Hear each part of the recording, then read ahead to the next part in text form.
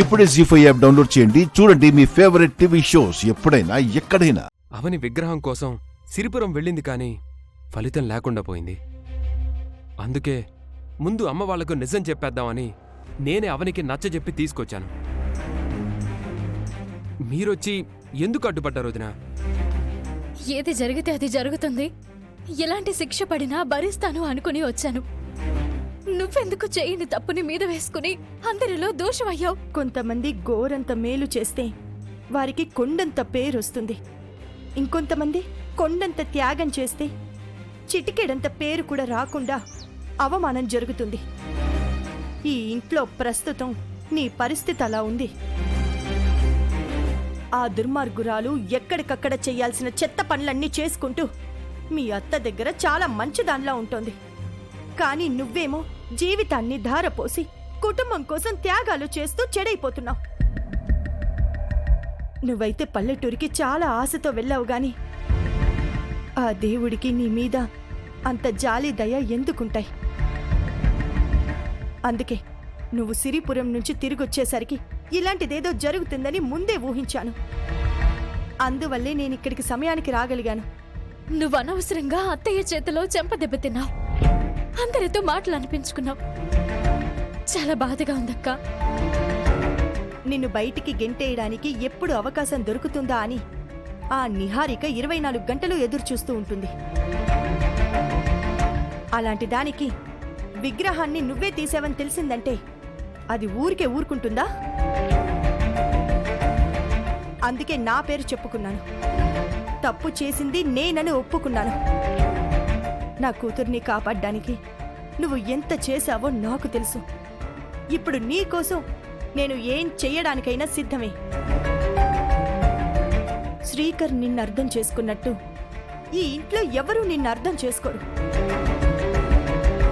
అందుకే నాకు ఎలాంటి శిక్ష పడినా పర్వాలేదు. మీ అత్త నా విషయంలో ఏదో ఒక నిర్ణయం తీసుకుంటాను అంది. ఇప్పుడు కొట్టింది, రేపు ఇంటికి రావద్దు అని అంటుంది. ఎల్లుండి నా మీద కంప్లైంట్ ఇస్తుంది. ఏదైనా అయితే నా కాపురానికి ఇబ్బంది అవుతుంది, కానీ నీ కాపురానికి ఏం కాకూడదు. అందుకే నేను అలా చేయాల్సి వచ్చింది. నువ్వేం బాధపడకవని నేను ఎంతవరకైనా తెగించి వాళ్ళని ఎదిరిస్తాను. నువ్వేం భయపడకు.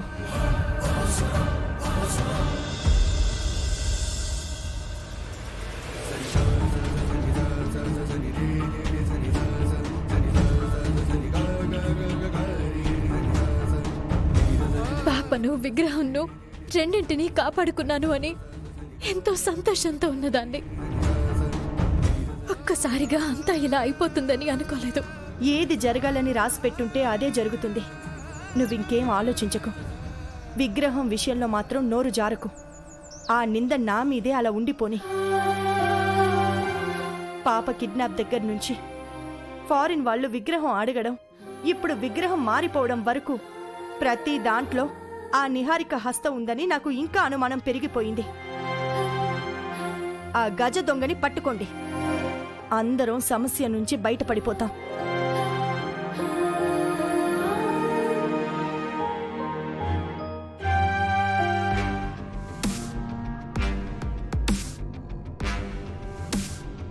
ఏంటి మ్యాటరో? మీ అక్క రుద్రాణి గారిని కలవాలి. ఎందుకంట? ముఖ్యమైన విషయం మాట్లాడాలి. ముందు నాతో చెప్పండి. అది ముఖ్యమైనదో కాదో నేను చెప్తాను. పెళ్లి విషయం మాట్లాడాలి. పెళ్లి విషయమా? అవునండి, నేను ఒక అమ్మాయిని ప్రేమించాను. ఆ అమ్మాయినే పెళ్లి చేసుకోవాలనుకుంటున్నాను. ఆ విషయం గురించే రుద్రాణి గారితో మాట్లాడాలి. ఈ జిల్లాలో మీసం లేని మొగోళ్ళలాంటి భయం లేని ఆడది ఎవరైనా ఉన్నారంటే అది మా అక్కే, కనకమేడల రుద్రాణి అని మీ అందరికీ తెలుసు కదా.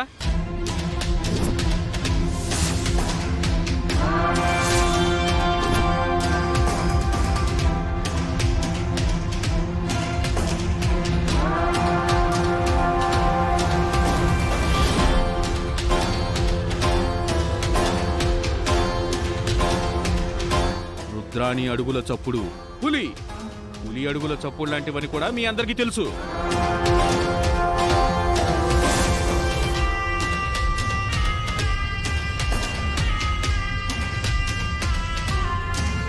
అయినా సరే ఏ ధైర్యంతో మీరు ఇక్కడికి వచ్చారు ఆ? ఈ విషయం అక్కగాని తెలిసిందనుకో నలుగురు శవాలు 4 వీధుల్లో పడతాయి. మిగిలిన శవాలు ఊరి చివరన్న చింత చెట్టుకి ఎలాడతాయి.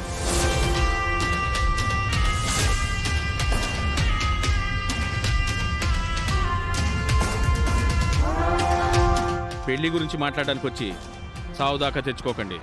బయలుదేరండి, బయలుదేరండి. లేదండి, ఈ రోజు నేను నా పెళ్లి విషయం గురించి మాట్లాడాల్సిందే. మీ ఇష్టం వచ్చిన శాసనాలు చేస్తే అన్ని రోజులు ఒకేలా ఉండవు.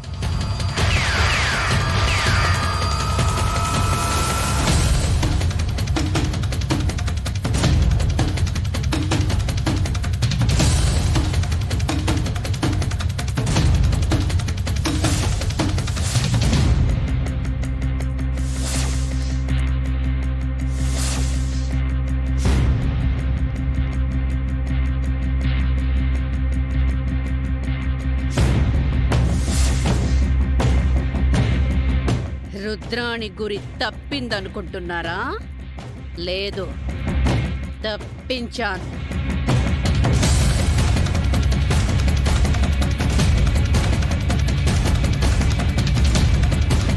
పెళ్లి గురించి మాట్లాడడానికి వచ్చావా? అవునండి. నా కూతురు అలేఖ్య పెళ్లి వేదవతి కొడుకు శ్రీకర్తో అయ్యేంత వరకు నీ పెళ్లిని వాయిదా వేసుకో. నువ్వు వస్తావు, నా కోసం ఎప్పటికైనా వస్తావు. నిన్ను ఏదో ఒక రకంగా నేను రప్పించుకుంటాను. మీరేమైనా మనసు మార్చుకుంటారేమోనని వచ్చామమ్మా. నా కూతురి మనసులో ఉన్నవాడు వచ్చి నా కూతుర్ని మనువాడేంత వరకు నా మనసు మారదు, నా కూతురి మనసు మారదు. మాటి మాటికి మనసు మార్చుకుంటే అది మనసు ఎలా అవుతుంది? అందుకే నేను నీ గురించి ఎదురు చూస్తూనే ఉంటాను శ్రీకర్.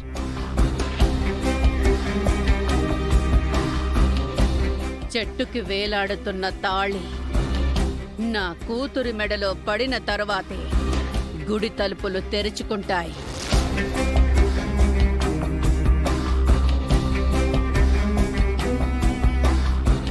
ఆ తరువాతే ఈ ఊరిలో ఏ ఆడపిల్లకైనా పెళ్లి జరిగేది. అంతవరకు ఏ ఆడపిల్లకు పెళ్లి జరగదు.